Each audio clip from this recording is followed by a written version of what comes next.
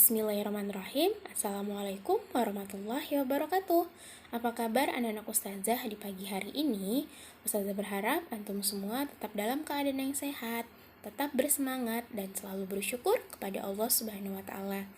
Nah, anak-anak hebat, kembali kita lanjutkan pembelajaran kita, pembelajaran BMR pagi hari ini. Adapun pembelajaran BMR antum kali ini bab 2 tentang rumah Melayu. Tujuan pembelajaran antum mampu untuk menerangkan hal dan ihwal rumah Melayu.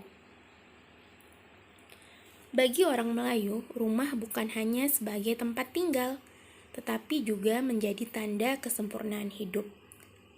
Bahkan dicontohkan dalam sebuah ungkapan Melayu yang membahas tentang rumah. Bunyinya seperti ini. Cahaya hidup di bumi, tempat beradat berketurunan, tempat berlabuh kaum kerabat, tempat singgah dagang lalu. Jadi seperti itulah mereka, masyarakat Melayu mengibaratkan bahwa tempat tinggal itu tempat mereka beradat berketurunan dan tempat mereka juga menyambut kaum kerabat dan juga tempat mereka beraktivitas. Rumah Melayu selalunya berbentuk panggung ya. Dan bangunan rumah Melayu biasanya terdiri dari yang pertama itu selasar.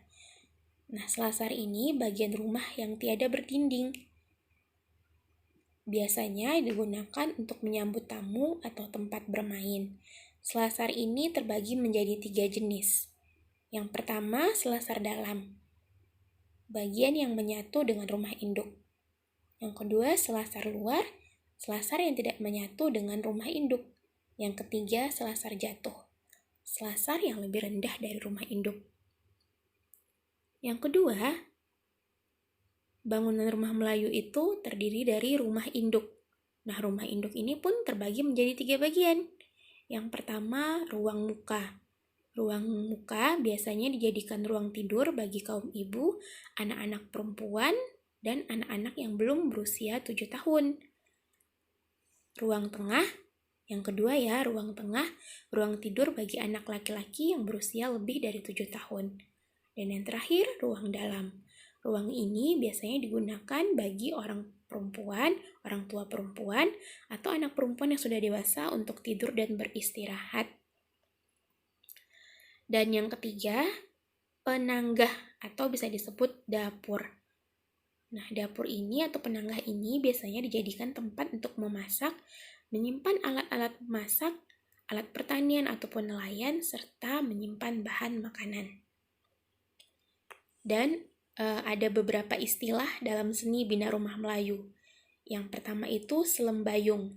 Selembayung ini hiasan berupa kayu bersilang dengan ukiran pucuk pakis. Yang kedua, atap limas, atap rumah yang berbentuk limas. Yang ketiga, lipat kajang, atap rumah yang berbentuk seperti kajang yang dilipat. Yang keempat, atap bubung, atapnya menggunakan perabung. Yang terakhir, atap pencalang, atapnya berbentuk atap rumah pada perahu lancang yang berbentuk lentik. Dan yang terakhir, istilah dalam susun dinding papan.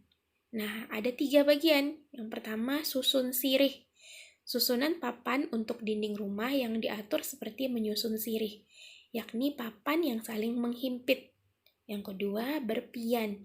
Susunan papan untuk dinding rumah yang ujung papannya dibuat miring dan saling menempel serta menghimpit. Dan yang terakhir, tindih kasih.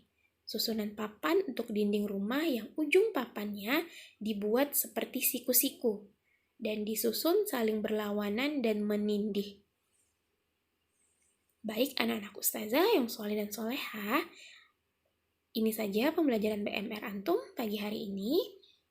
Semoga bisa antum pahami setiap penjelasan yang ustazah sampaikan di dalam video singkat ini.